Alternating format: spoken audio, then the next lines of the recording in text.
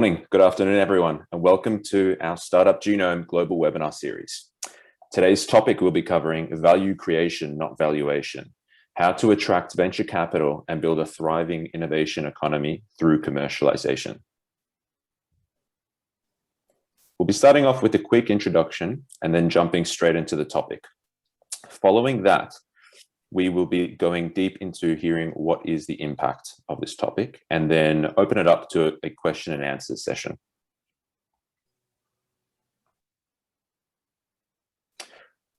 So the webinar purpose, what is it? The Ecosystem Development Webinar Series purpose is to highlight specific tangible topics for startup ecosystem acceleration with the goal of producing sustainable ecosystem growth in ecosystems all around the world. We at Startup Genome go through various ways that we support startup acceleration, as well as some of our global partners. And as always, we want to hear your feedback. We want to hear more about the topics that you would like to hear. Previous topics include such using a cloud-based data platform to track and support your startup ecosystem, as well as multiplying ecosystem growth and policy impact. Our future topics include, in about a month and a half, entrepreneurship for climate project launch, and many others to come. And as always, everyone will receive the presentation slides, so you'll be able to access all the hyperlinks, as well as everyone will receive the recording afterwards.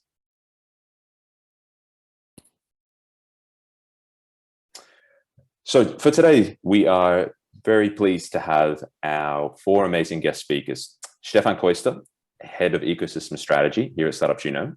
Max Menke, founding partner of GrowthX in San Francisco, Kathryn Lockhart, CEO of Propel in New Brunswick, and Andrew Goldner, founding partner of GrowthX in Nashville. So without further ado, I'd love to pass it off to Stephan. Thank you, Adam. First of all, again, a big thank you to Max and Andrew for joining me on this afternoon in the UK. They were with me in the morning at about 2 a.m. San Francisco time, so a real commitment here. Thanks so much for being here. It's a great pleasure to have you, Kathryn, with representing Atlantic Canada. And we've done a little bit of Startup Genome assessment for you. I just looked up our rankings in 2009, and a fairly, shall I say, a smaller region in the world really came through as one of the fastest growing ecosystems. Number 4, if I recall this correctly. And that's really interesting, as one of the ones where founders have the best financial runway, the best seed rounds. Number 2, number 3 in the world. So really outstanding results for a smaller environment, for a smaller ecosystem. So something must work really well in New Brunswick in Atlantic Canada. We'll dive deeper into the topic in a moment, what the secret formula, the secret sauce really is. And Max and Andrew certainly will give us lots of insight what's happening in Atlantic Canada, what can we learn, and what are the takeaways. That's our topic. At Genome, we publish the data every year, GSER, Global Startup Ecosystem Report. You're all familiar with that. Otherwise, have a look, really interesting read that will give you a lot of insight. Last year, we projected for the startup ecosystem to be about 2.8 trillion in worth. So that's on par with the G7 economy. This is a massive economic factor. And that's a pro and a con, or a good and a bad. It is still value, very strongly concentrated. There's a concentration curve here from last year showing you exit values. No surprises, we all know where the big exits happen, where the big valuations are. And then we got hundreds of cities in what we would call tier 2 cities, ecosystem clusters, that are jumping onto the bandwagon, that are investing into the knowledge economy, that are investing into innovation and startup ecosystems. And the good thing that we've seen over the last few years is, we believe when we recorded, value creation was 90% concentrated in Silicon Valley. Today we are at 68%. Our mission as Startup Genome and all our partners is to break up this dominance and equalize access to value creation with startup ecosystems. And we see good progress. Things are happening, I believe, personally, since the pandemic. And when we come out of it, we will see even more activity around the globe. And seeing even more activity, from my perspective, from our perspective, makes it so important for us as startup ecosystem leaders, SSOP leaders, Startup Genome term, startup support programs and organizations, incubators, workspaces, accelerators, who work towards the right objectives. When I say that, the title of our topic today is value creation instead of valuation. So what can we do as ecosystem leaders, as the ones who are helping our startups, the next generation of startups, really embed value creation. And what is value in the end? Revenue? We'll have the debate in a moment. To really embed value creation before thinking about valuations and shiny pitch decks. Really anchor it down and really bring home these skills that are so essential to build a sustainable ecosystem in the scaling environment in which startups really can succeed. Genome, you all know us, that's the network at the moment, really broadly connected, and I'm not showing it to boast about our network, but rather to tell a story of which you as participants in this webinar hopefully can take advantage of using this network, not to talk to us, but to liaise amongst each other, exchange ideas about sales, about value creation, whatever it is, and find these best practices and just learn from each other. That's a big point. It's also why we are hosting these very regular webinar series. Yeah, and I think we are already getting into the topic. If I may, Andrew, Max, brief introduction, GrowthX. You have something really fantastic to offer. We've seen lots of deployments in many places of the world. And then Kathryn, if I may call on you to briefly introduce Atlantic Canada for us first. Andrew, Max, Stephan, thank you. Really appreciate the opportunity to be here today and to have this conversation with the audience. You know, very briefly, you know, this really is the sum of GrowthX, both venture capital and go-to-market expertise. We are deeply engaged in helping ecosystems develop, primarily because that is the lifeblood of a venture capital fund. It is supply and demand, right? And so if we don't have the demand for the capital from a thriving ecosystem, if we can't deploy capital, that's going to affect us. So we are very engaged in ecosystems around the world. And where we focus all of our time, because we think it's the most powerful form of due diligence, is go-to-market expertise. That's what we're going to talk a lot about today. And so we've developed a fund thesis around this that enables both ourselves and our investing partners around the world to benefit from the inside information that we generate when we're inside of a company and helping them go to market. And of course, very much like the founders who we serve, we also have big, hairy, audacious goals of our own. And so we've been scaling globally, as Stephan mentioned, through MXP Online, which is our SaaS-based virtual accelerator that's open to any founder in the world. And of course, organizations like Propel that serve those founders. And that's enabled us to serve and build ecosystems in Southeast Asia, in North America, in the Middle East, and elsewhere. And so we're very proud to do that and very proud to be here today. Congratulations, Andrew. I heard a whisper you've deployed the virtual accelerator platform this morning or yesterday in Seoul, Korea. So again, a step out to the world. Yes, thank you for that.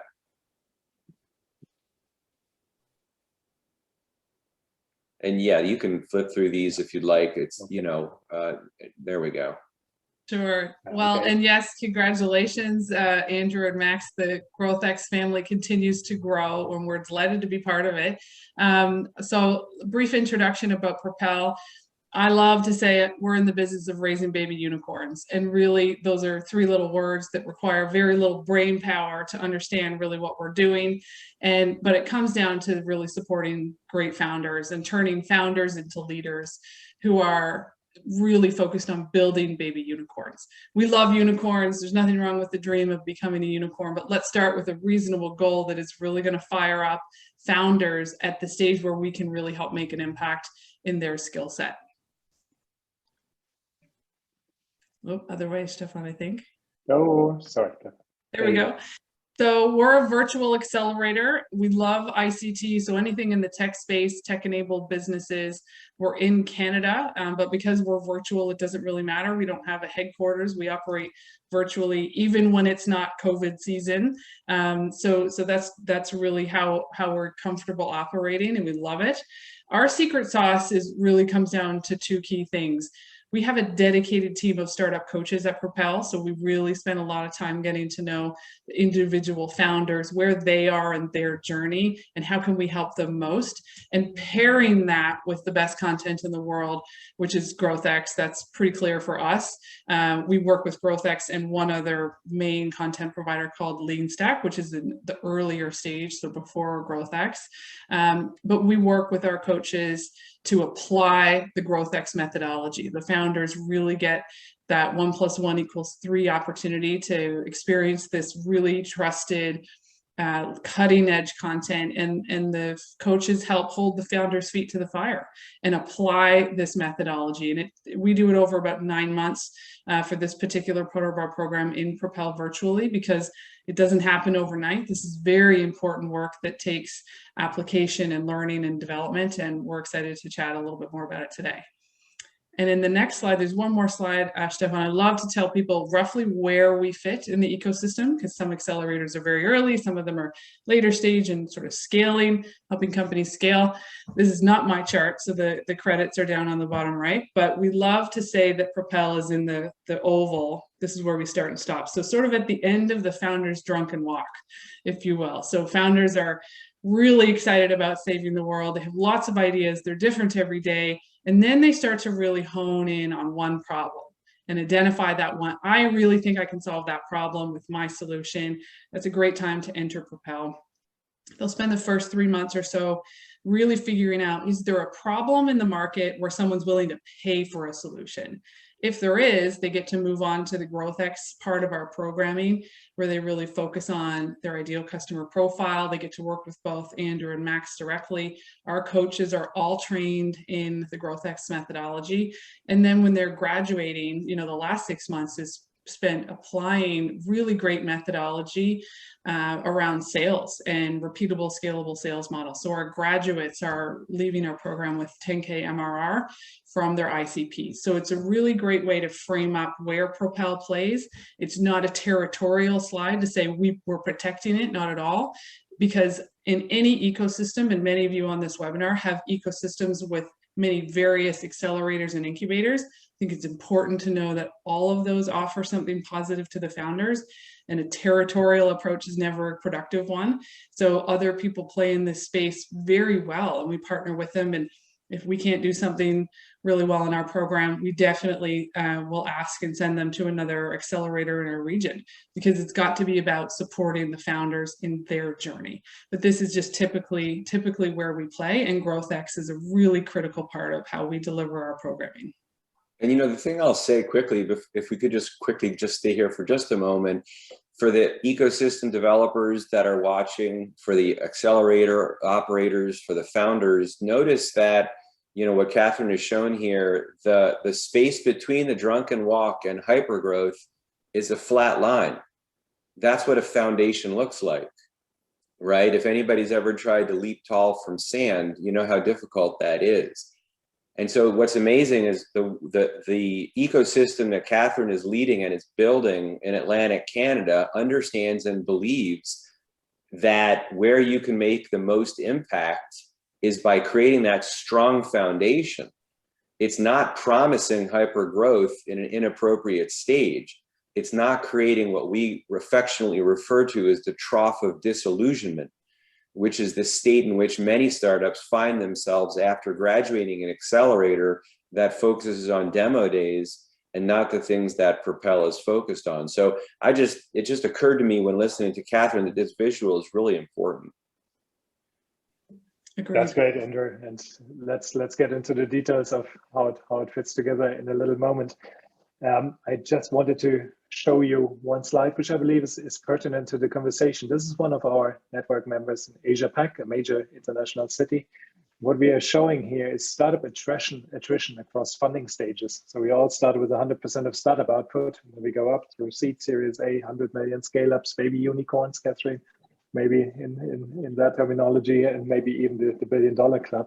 And what we do on the right-hand side is we tabulate the underperformance or the relative performance of this ecosystem relative to globalization stage ecosystems, so relatively mature environments that are direct peers and direct comparables. And it becomes very obvious how the different performance gaps in funding stack up here. And they get worse and worse and worse as the more we go through the different development stages.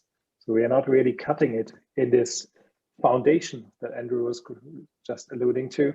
How can we then even attempt to create a baby unicorn or the $1 billion unicorn style club? It's simply impossible, because we've missed out somewhere in the middle. We've missed out to really lay this foundation. So that's where we really want to get to today.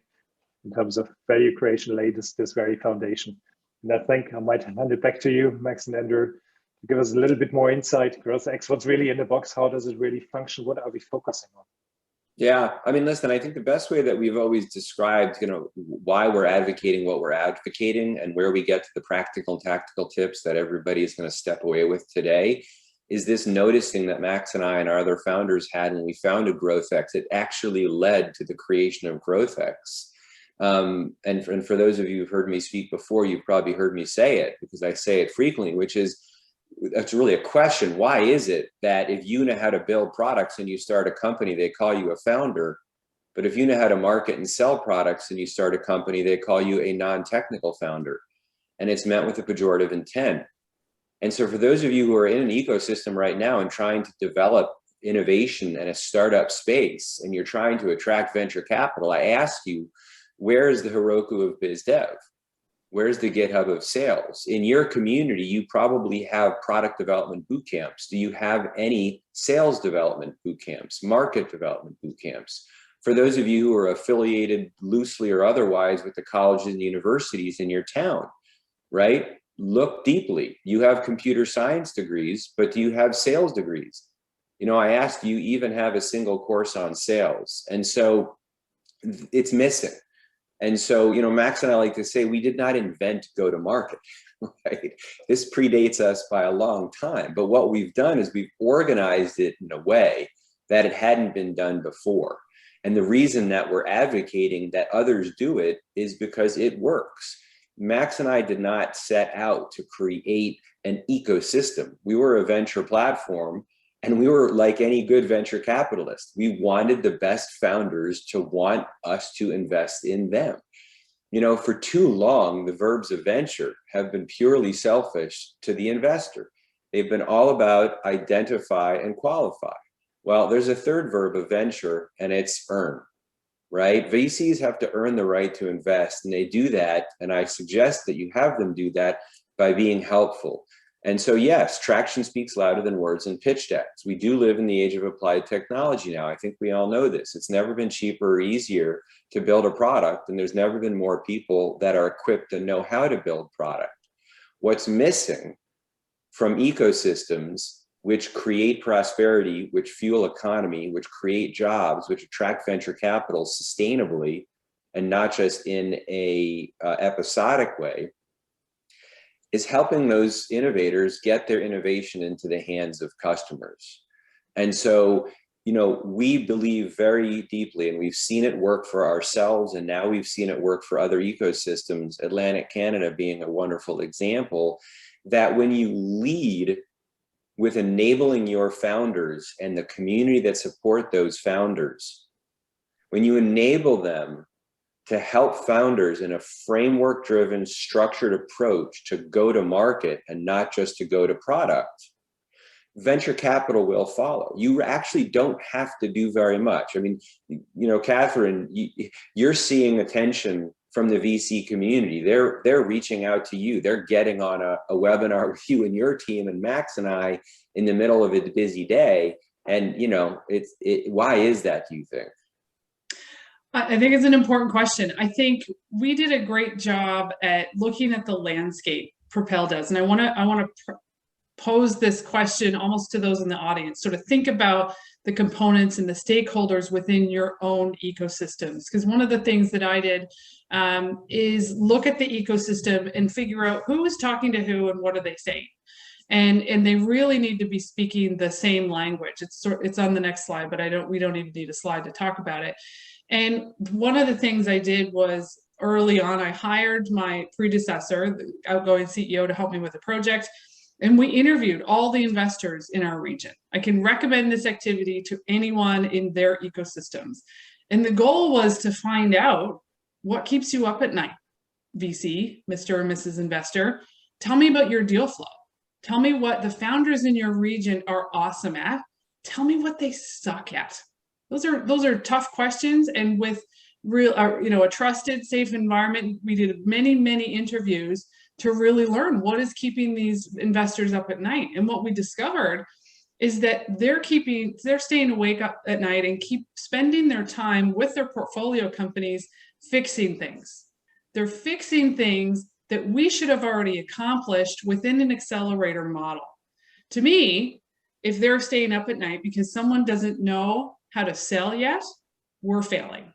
So that's no longer an option. We need to be able to understand, are there gaps in our program that we need to push and highlight and make sure that we're graduating founders that are speaking the language that investors are already looking for. If there's a gap there, if there's a gap in that critical bridge, we're going to always just spin our wheels around value. We have to make sure we're speaking the same language and build a very strong foundational bridge. So by using GrowthX, and it was a really fun project to do, we interviewed all the investors, and then we brought Andrew and Max in for a show and tell. We said, you got to understand what GrowthX is all about. Because, and I always joke, I tease Andrew and Max a little bit, saying it's, and wait, you'll enjoy them today, but you have to see them come to life in front of founders. It is better than watching Netflix. They're such experts and deep domain experts in what they do, and they're so passionate that I get to watch founders just light up when they work on the GrowthX content. They're put in front of Max or Andrew, so they get they get to go deep with them personally on a specific go-to-market topic, and they bring it to life, and it becomes very individual for that founder. And what happens? The founder starts driving traction. Traction is what attracts VCs, hands down. We can fight about it all day long, but we've shown investors in our region the program, what it's about, how we pay attention to it. We want to sell value to the ecosystem, not hope. I don't want investors hoping that Propel grads are going to deliver on this $1 million check they're about to write. I want them to know the capabilities of a Propel grad, and they are fundamentally secured in having applied with our coaches the GrowthX methodology. So we're driving that traction very intentionally, and VCs are fascinated. They want to know who's in Propel, when are they graduating, can we meet them early so we can sort of watch their growth and development. But it's because we're focused on traction, and it's traction that matters. So we'll go a little bit deeper there, but I'll kick it back to Max and Andrew. Well, I would. I think an important. Oh, go ahead, Stephan. Max, you go ahead, please. Yeah, I think an important thing here is this concept as well that Kathryn's bringing up, which is graduation. And one of the things that we're really aligned on is that we have to start aligning as ecosystems, as venture capitalists, our economic expectations, our economic and revenue beliefs with the right behaviors. So if we're running programs where we train the startups at the behavior that graduation is having a pitch deck and a presentation, walking out onto a stage with thumping bass and bright lights, then we're sending the wrong message and expectation. And what we're doing is we're creating an inefficient market. The venture capitalist isn't doing due diligence, on stage, right? What we all consider, to be graduation, and what some of the leading startup ecosystems in the world are starting to pivot into is realizing that graduation is traction maturity. It's not about quantity of revenue. It's about quality of revenue. It's about thoughtfulness and intent of revenue. I think one of the reasons why GrowthX and MXP Online and with Kathryn and many other ecosystems has been successful is, again, we didn't invent the art of go-to-market strategy. What the reason why we're so successful is because there's a complete lack of tangible go-to-market education, whether it be at the university level, whether it be at the coaching level, whether it be at the accelerator level. And we talk about matching, economic beliefs with economic behaviors.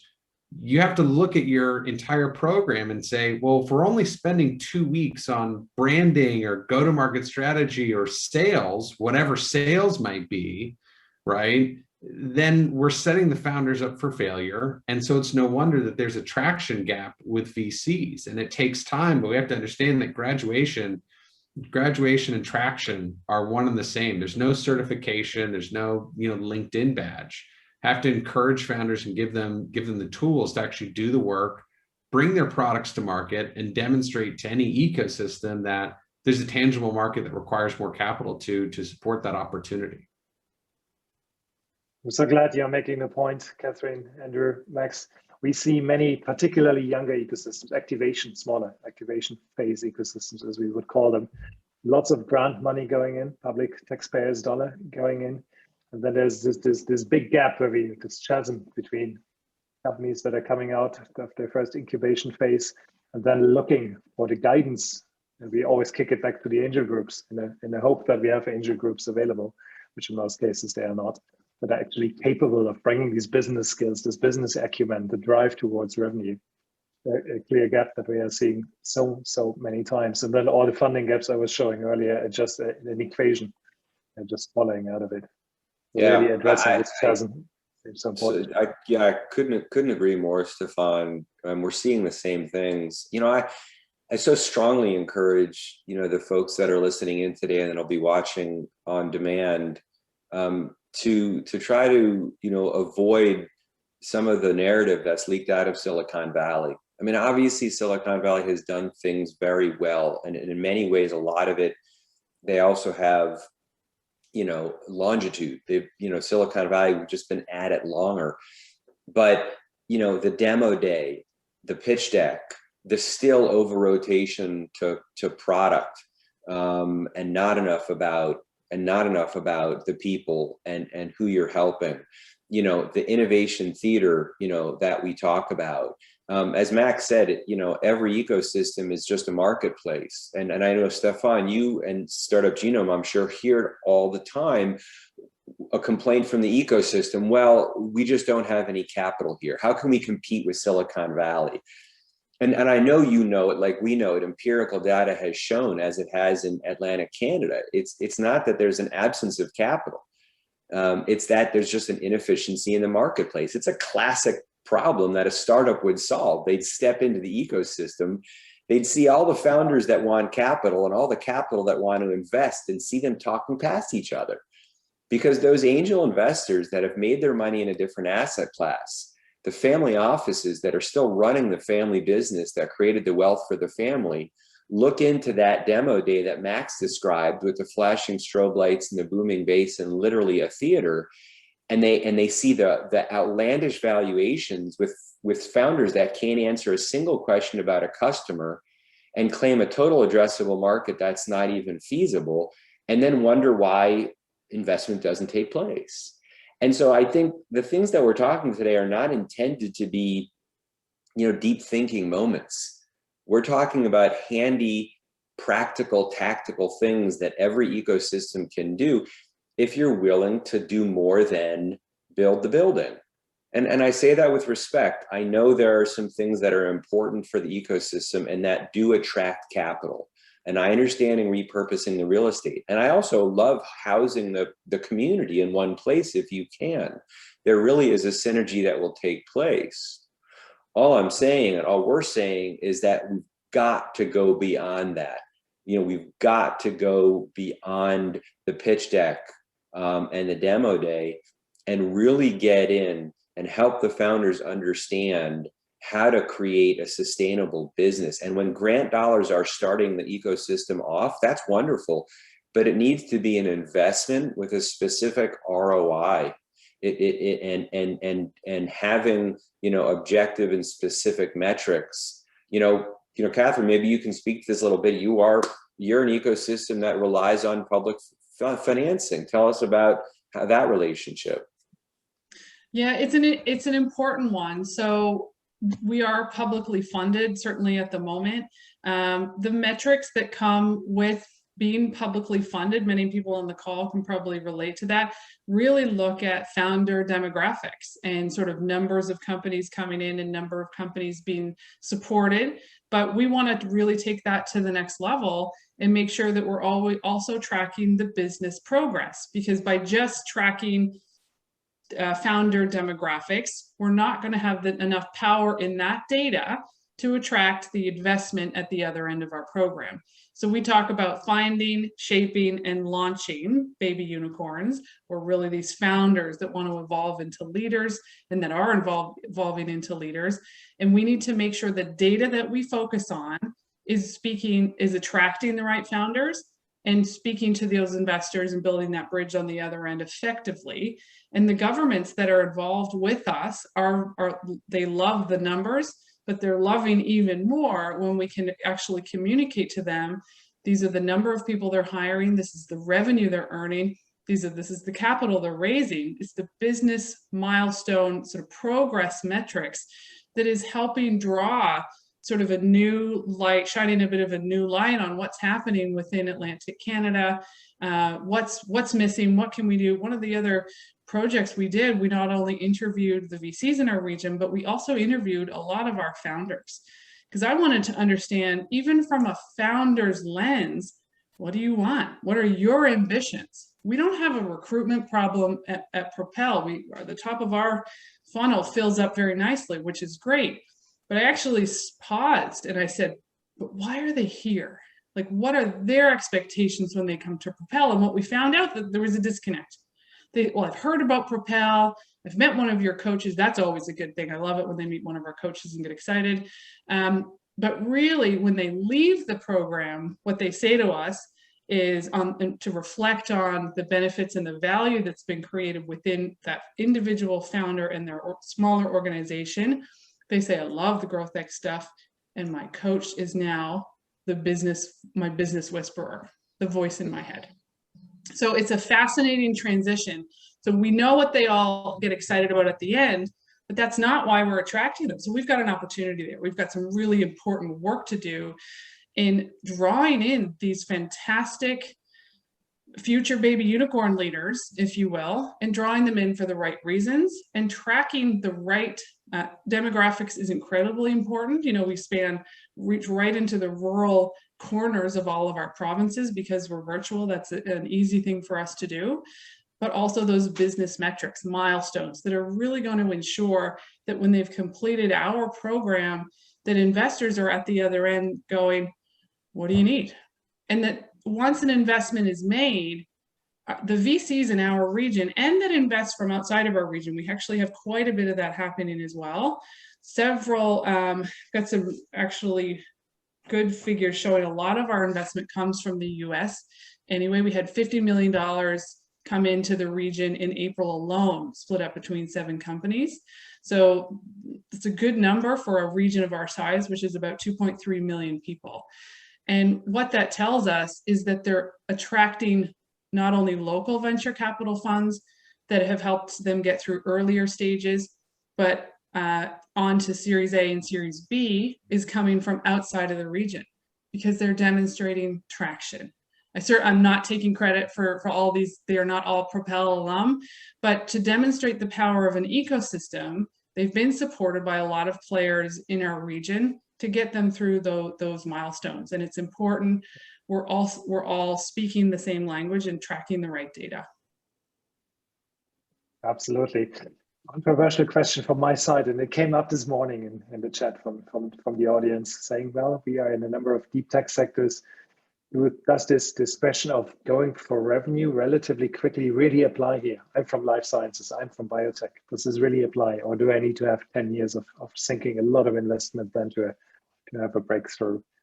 Success has really came up this morning as a discussion. And we are singing a song here and reinforcing a message which I find so important. To say revenue is a good thing. Let's have traction with revenue. Let's build these sales skills. Let's get there relatively quickly. That's why you do have life sciences, I believe, marine tech to a degree. So you have some of these rather segments where you need patient capital, longer development cycles. What's your perspective here? I think it's important that those industries, those founders who are in this space recognize it's a longer runway to get to those big revenue numbers, but they do an incredibly focused job in researching the investors that will support their initiatives. This is one of the things that we learn every day from Andrew and Max. Andrew does a great venture capital readiness workshop and says, as a founder, no matter what industry you're in, you should spend 90% of your time researching who you're pitching to and understand their thesis. What are the focus? What do they love? Because inherently, investors invest in what they love and know and what they're interested in and where they see the future evolving to. And because we're proving that all of the dollars don't have to come within our own region, that's absolutely a trend that, you know, people can say investors like to invest locally, but I think it's moving beyond that with traction. So if you're in the ocean sector, if you're in the med tech sector, you have to do a couple of things. And speaking to the ecosystems on our call today, if there's not a lot of knowledge in your region yet to support these longer cycles, it takes them a little bit longer to get to revenue, bring in some experts so you're not leaving them hanging. Get them through the first cycles that are required. If it's in medtech, they've got to get it first in human trials. They've got to get prototypes that are proving milestones. It won't be revenue, but it will be proving that prototype works with enough data to get you to the next level. Find the investors that know the process, bring them in from outside, but you've got to have a local investor often that can vouch for the founder in doing that. So that we should never, in all of our regions, all of our ecosystems are very, very different, but you can absolutely have a niche sort of sprout up. Maybe there's a specialty in a university where they just keep producing ocean tech science, med tech science, you name it. There's all kinds of niches, but make sure that it is supported from a research talent perspective. And what I think is important is to make sure the ecosystem helps attract the right capital to take them to the next step. It won't necessarily be local capital though. Yeah. Yeah, and Sorry, go ahead, Stephan, please. Kathryn, I'm hearing you. I find that's an interesting, important remark. Say traction is not necessarily only revenue. We've been discussing about revenue and getting to sales relatively quickly. In a number of specialty sectors, we might be looking at something else. A phase 1 and 2 trial might be my evidence of traction. Don't know if you agree, Andrew and Max. I find it interesting because I think it's an obvious testimonial of the right things are happening. Yeah. The founders actually are focusing on that particular goal and path. I mean, I think, you know, what we're really talking about is, like, you know, at some point you have to acknowledge that this has to be a profitable business, and to say, okay, well, it's deep tech or it's life sciences, so we're a million yards away, we're a million miles away. Then you run the risk of building a product that the market doesn't actually want. And so when we talk about traction, it absolutely doesn't have to be direct revenue, but what we're trying to do is make sure that companies are treating product and market as something that has to be synchronized together, and enabling entrepreneurs to find what we call traction effort delta, the most amount of revenue and learning for the least amount of effort. And, you know, there's no perfect time to go, you know, start acquiring revenue, but it has to be sometime other than never, right? And that's really what we encourage, you know, and we've done this as well, you know, other places where we typically hear resistance to revenue and learning, you know, gov tech, deep tech. You know, Andrew and I just invested in an accelerated, our most recent portfolio company was the gov tech play. And certainly most people say, wow, really long cycles, really, you know, painful. You have to go through a lot of budgets. You know, in our experience though, products and markets are unique, but frankly, the path to product market fit is not. Just because it's a government stakeholder doesn't mean that they don't have a budget or metrics to measure that budget, or ways for us to get closer to the right customers and speak with them. And over a short period of time, we helped that portfolio increase revenue over 250%. And it wasn't from any sort of gov tech hack. It was from focusing on these basic fundamentals that we've worked on with Propel and founders across Canada and Korea and the United States. Again, you'd be surprised how shockingly low the bar is. We're not talking about creating, you know, giant scalable revenue engines. We're just talking about enabling entrepreneurs to have conversations, thoughtful and intentional conversations with the market, rather than, again, you know, shortly dancing over sales and marketing and go-to-market strategy, you know, in just a week or two. And that also goes back to, you know, the coaches.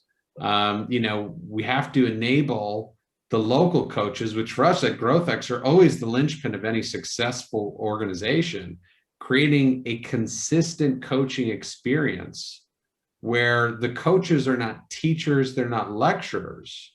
What we do, you know, with Propel and many other organizations is we enable the coaches to, you know, I love what Kathryn said, become business whisperers. We call them sales co-founders, and we enable them to actually execute alongside of their founders. The thing I would just kind of layer on top of those insights, two points. One, ironically, when we talk about deep tech, life science, med tech, biotech, and go to market, what's ironic is those are some of the best founders at go to market when they break through and they realize that despite what they've been told or what they've understood to be, sales is more of a science than an art. At some point, the word got out that it was more art than science, but it's not true. When you're going to market, you are a business scientist. You're forming a hypothesis. You're stepping into your own laboratory. You're running those experiments. You're not looking to prove yourself right. You're simply looking to seek truth, and you're trying to do so capitally efficiently. Listen, the startup is nothing other than an experiment in search of a business model. And so when we can break through and have conversations with science and product founders and help them understand that the scientific method that they've grown up in professionally is precisely the same framework when working on marketing and sales, there really is that breakthrough. The other point I was going to make, it's a little unrelated to this point, and it's a back to the baby unicorn, and it's something that we actually didn't talk about this morning, but I think it's really important, and that is for ecosystems to develop. Not only is the baby unicorn really important, that we step away from the narrative that's leaked out of Silicon Valley and understand the actual things that help drive economies and create jobs. And that means we can't forsake the so-called lifestyle business. I mean, let's be clear, Silicon Valley, we're proud to call it home, not only has made a second-class status of citizen out of the so-called non-technical founder, they've done the same thing to the so-called lifestyle business owner, right? Now, where I grew up in Cleveland, if my mom started a company from scratch and got it to 10 million of annual revenue, she would have created wealth for herself and our family. She'd be a respectable member of her community. And in Silicon Valley, they do have a word for her, and that's failure. That's not healthy. That's not a part of the narrative that you ecosystems that are here today with us and not in Silicon Valley want to adopt. Lifestyle business, by the way, there is no such thing as a lifestyle business. Businesses are businesses. How the owners and managers and executives choose to run and scale that business, right? Whether you're doing it based on the back of revenue alone or getting the subsidy, and that's right, I'm going to call it the subsidy of venture capital, is an intentional decision that you should make before you seek out and try to qualify for venture capital. But those so-called lifestyle businesses are the ones that are really not only creating that job economy, but they're also begetting founders who are going to become the baby unicorns, who are then at some point going to become unicorns as well. So, I encourage everybody here to not just try to attract in the top tech founders to move to your town. Do that, but also look around and celebrate the small businesses that are already in your town and figure out how you can enable and help them as well. I'll add another comment there, Andrew, because I love the setup. I think it's important to know, so the region that Propel oversees is 2.3 million people. And those of you on the call, you all know your regions and how big they are. But you're not often going to be in a position, let's just triple the size of people who do startups, or quadruple them, or 10x the number of founders that will start companies. That's not an easy thing to accomplish. But if you can spend time on identifying great founders and training them, empowering them with quality skills and building up their skill set, so the quality of the founders in your region goes up, because you can't always control the quantity, your chances of succeeding are hopefully a lot higher. I often talk about, Propel and the work we do with GrowthX as the Montessori school of the accelerator space. So if those of you who are familiar, it's, an educational institution that, my son was lucky enough to go to. It's at a very critical part of a child's development. They sort of rewire their brain in a really fantastic way. And that kid is set up for life because of this specific education. It's built a really solid foundation. And that's often how we see Propel. It's at a young and early and critical stage in a founder's development and journey. And with GrowthX and our coaches, we sort of help rewire the founder's brain and empower them. Even if they come in and their venture doesn't succeed, their brain is rewired and ready to go on their next venture. We've had a lot of two-time Propel grads. They've come in, validated that an idea doesn't have a market for it, gone away, come back with a new idea, and proceeded right through our program because they already understood, I need to be a learn-it-all and not a know-it-all. They're customer-focused, not product-focused. So I love being able to see this impact come to life day to day within our program. Our founders come in with big ambitions, they're going to solve the world, and all they can talk about is their product, to when they leave, they're talking about their customers and they're making traction. And traction for us in our particular, because we're tech-based, happens to be, 10K MRR from their ideal customer profile, which means they've learned how to sell. They've learned how to hire key roles.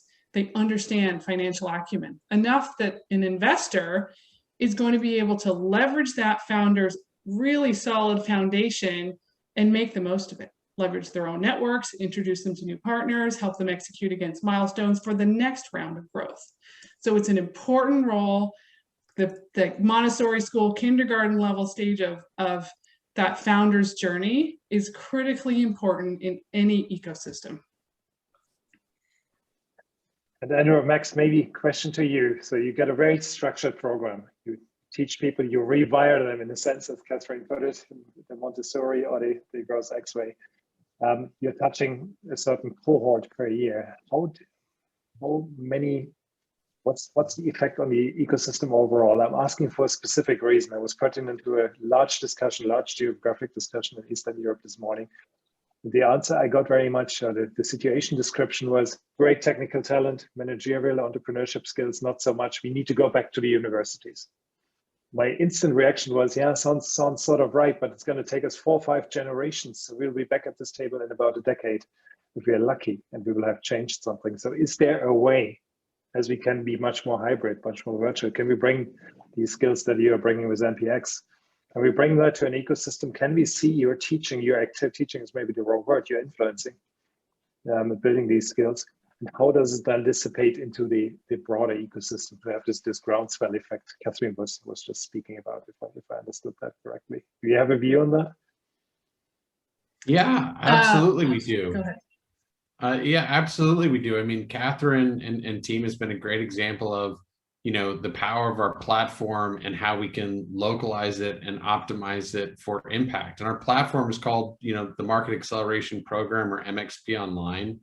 And what we do is we deploy it in ecosystems to provide entrepreneurs with an incredibly hands-on, step-by-step playbook to actually go to market and acquire traction. Again, it's not theoretical, it's not academic.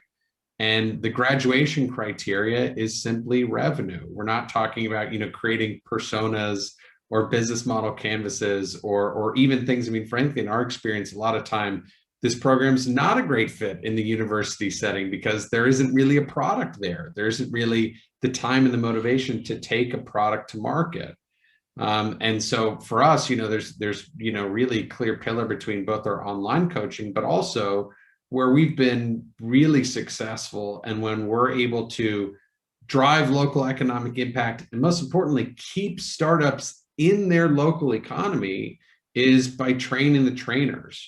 Our goal at GrowthX is to run a successful global venture capital fund. So it's our responsibility to support ecosystems to self-serve themselves, to be able to deploy and deliver and supplement this go-to-market playbook so that their entrepreneurs can, first of all, protect their runway. Second of all, increase revenue. Third, shorten sales cycles. When you do those two things and you do them in an intentional and thoughtful way, not only do you see more startups survive, you see more startups become investor ready, and you see the long tail of those engagements improve. And with Kathryn's team, with organizations in Alberta, again, in Korea and across the US, what we see is pre-revenue companies becoming post-revenue companies in weeks, not years.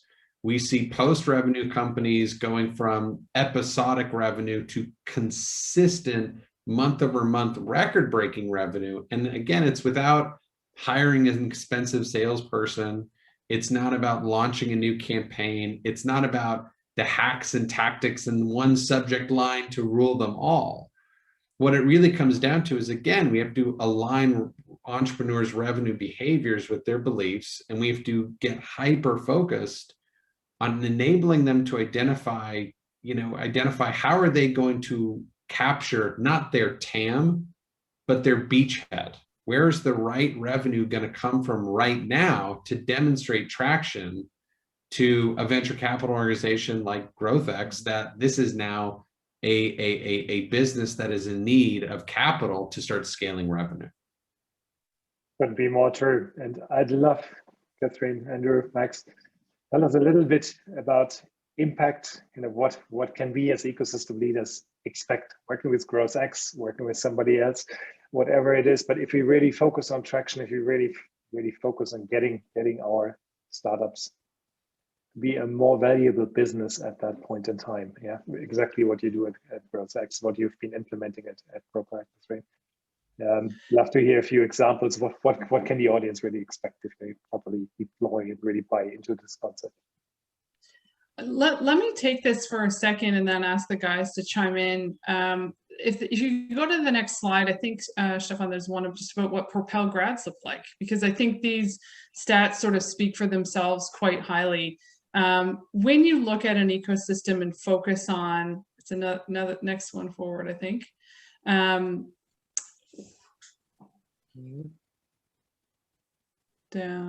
there, perfect. There we go. So yeah, this is the meaty one. So basically, when you look, because we started to track the business metrics in addition to the demographics of our founders. The demographics are important, and we pay attention to those with our eyes wide open.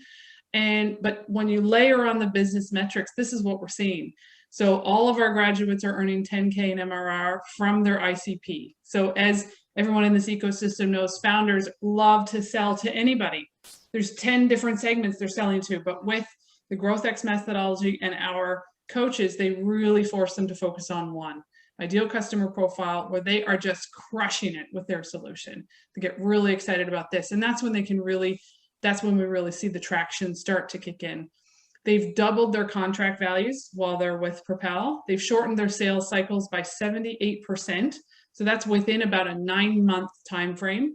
They're earning revenue, 73% of their revenue is earned from outside of Canada. So this is really goes back to one of your earlier slides, Stephan, like we want to decentralize where the value is globally. We have founders in Atlantic Canada. They are using content from Andrew and Max who are not in Atlantic Canada, and it doesn't matter. So, but it's the right content and applied very mindfully with our coaches. And it's, they're able to attract revenue from outside of our country. They have on average 6.5 employees and have raised nearly $2 million on average each, some of which is from Atlantic Canada, some of which comes from outside of Atlantic Canada. And importantly, they have an understanding of financial acumen, sales, and basic HR and leadership skills that any founder at this stage should have, but other programs are supporting that well-rounded founder who can drive traction, and they know how to hire someone that's critical for growth if they need to, and if they're funded to do so. Because often they're raising money or have raised money towards the end of our program, so they've got funds to invest, and they're prepared to do that. They don't sort of start at square one again going, oh man, I got $1.5 million here. What's going to happen? And the other interesting thing in terms of impact and really taking the MXP model, seeing it come to life through the various accelerators around the world.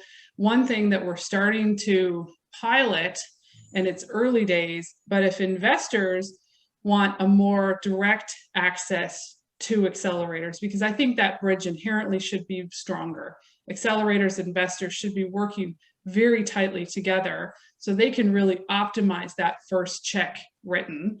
and say, look, I'm going to write $1 million check to this individual and this young company, and I want them to go through MXP and through Propel.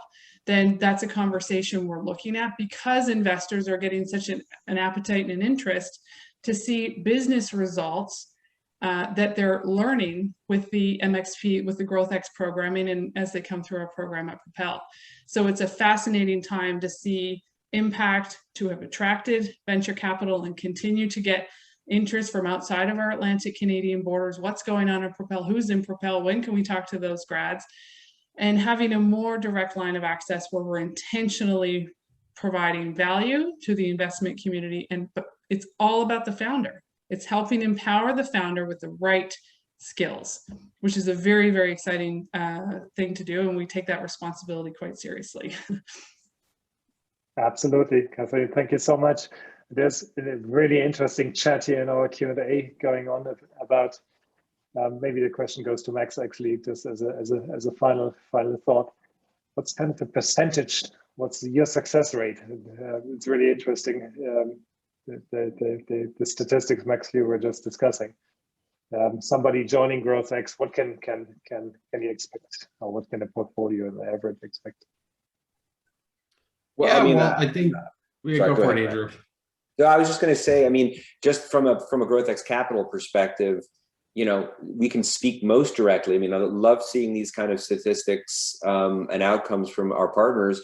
It started again with GrowthX Capital. Over 80% of our companies that we've invested in as VCs and accelerated have gone on to raise a next round of capital, a higher valuation.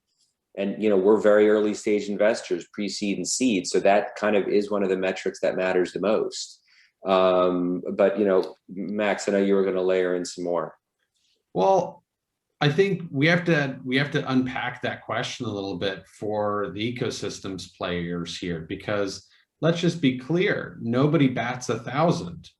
And that's not the name of the game to support all ships. The challenge is, how do we as ecosystem builders identify, as Kathryn has put it and has made, you know, their core value here, baby unicorns? And the emerging trend that we see globally across venture capital as well as across accelerators is a much more long form accelerator model that is effectively a startup funnel. And we start by supporting all startups. But as those startups gain more traction, as there's clarity on their market, as there's clarity on their product, as they go from pilot to paid pilot to actual customers, they receive more and more either private or public funding. And we narrow that down so that we're deploying capital in the most relevant big bets with the best inside information that we have at the time, while keeping those other startups in the loop, so that when they do have traction, when they do have that inside scoop, the community, the ecosystem is able to support them, as opposed to, again, the success being that they graduated, right? And that's a really important part to all this, is understanding that, you know, success is getting to what we, you know, have always referred to as the truth, right? Any good salesperson will tell you no is the second best answer.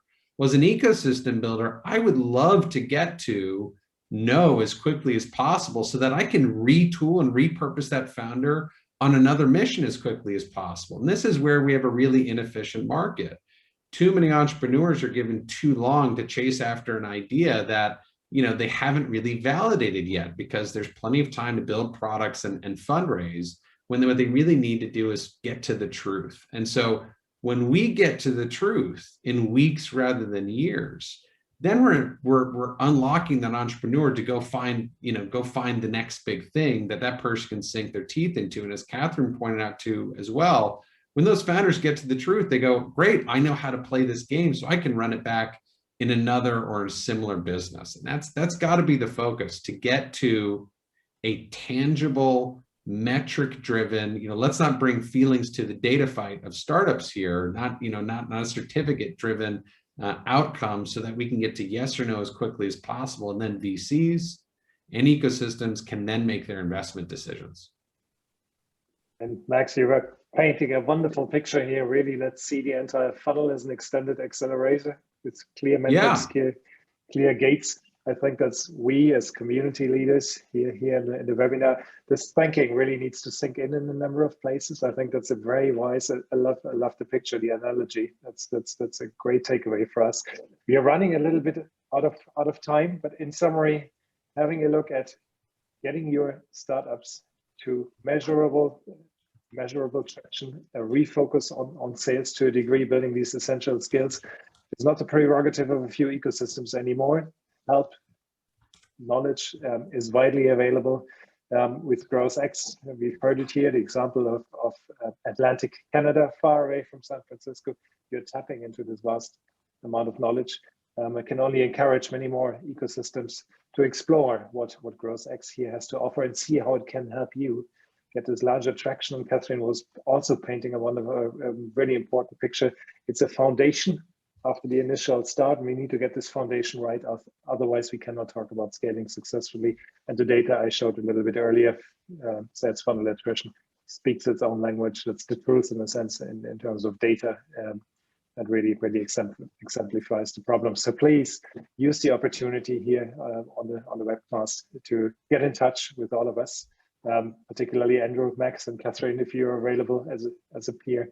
That's hugely valuable. So big thank you for making the time again, and please all stay in touch here. Andrew, Adam, let me hand it back to you for a moment. Again, big thank you for attending today. Thank you all for having us. It's been wonderful. Fantastic. Yeah. Once again, thanks everyone from ecosystems all over the world for joining us. And a big thank you to Kathryn, Max, Andrew, and Stephan. As we mentioned before, everyone will receive the presentations after the webinar, 24 hours straight after the webinar, as well as the recording. So you can access them within about a day or so. So thanks again for everyone, and have a great morning and have a great evening. Thank you, everybody. Have a wonderful day. Thanks for attending. Stay safe. Bye for now. Take care.